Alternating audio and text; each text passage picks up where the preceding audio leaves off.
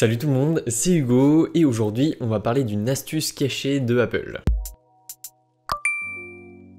Bon, vous savez tous, mais les mises à jour d'iOS bougent beaucoup de choses dans les réglages d'iOS et encore plus avec la démocratisation de la RGPD, donc les réglementations concernant les données personnelles. Et du coup, sur Apple, on a une nouvelle fonctionnalité qui permet de simplifier tout ça. Et tout simplement, je viens de découvrir quelque chose, étant donné que je ne vais pas tous les jours dans mes réglages, je viens de découvrir un paramètre dans l'onglet confidentialité et ensuite suivi. C'est un simple bouton qui permet à Apple de supprimer le lien entre vos données personnelles et les applications que vous lancez sur votre iPhone, pour vous éviter à chaque fois que vous entrez sur une application de cocher la case « J'accepte que mes données soient suivies » ou « J'accepte que mes données soient partagées ». Donc voici le petit bouton qui s'appelle « Autoriser les demandes de suivi des applications » et en dessous il y a marqué « Autoriser les apps à vous demander la permission de suivre votre activité dans les applications et sur les sites web d'autres sociétés ». Et on nous assure que les applications qui ne vous demandent pas cette permission peuvent tout de même essayer de suivre votre activité. Donc vous êtes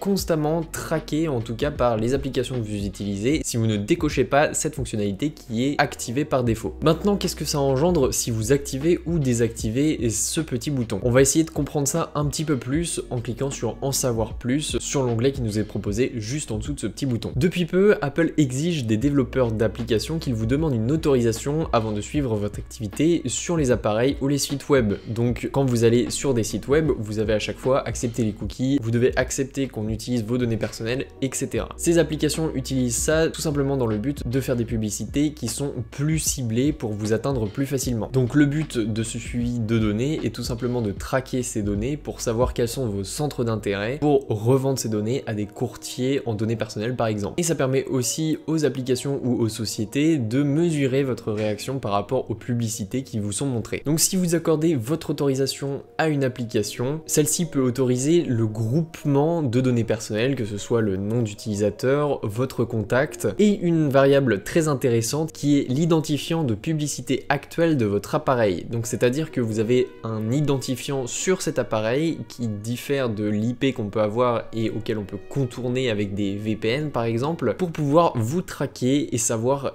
quelle publicité il faut publier sur cet appareil en particulier. Donc oui, ça va un petit peu plus loin que simplement les données personnelles. Apple nous informe aussi que si vous ne donnez pas votre accord pour pouvoir partager ces données, ce numéro-là ne sera pas partagé. Et on nous dit aussi que les développeurs sont chargés de faire respecter ce choix-là. Et maintenant, un paragraphe qui est très intéressant est le suivant. Si vous désactivez « Autoriser les apps à demander le suivi », les apps tentant de vous demander la permission de suivre votre activité ne pourront pas le faire et seront automatiquement informés de votre souhait de ne pas être suivi.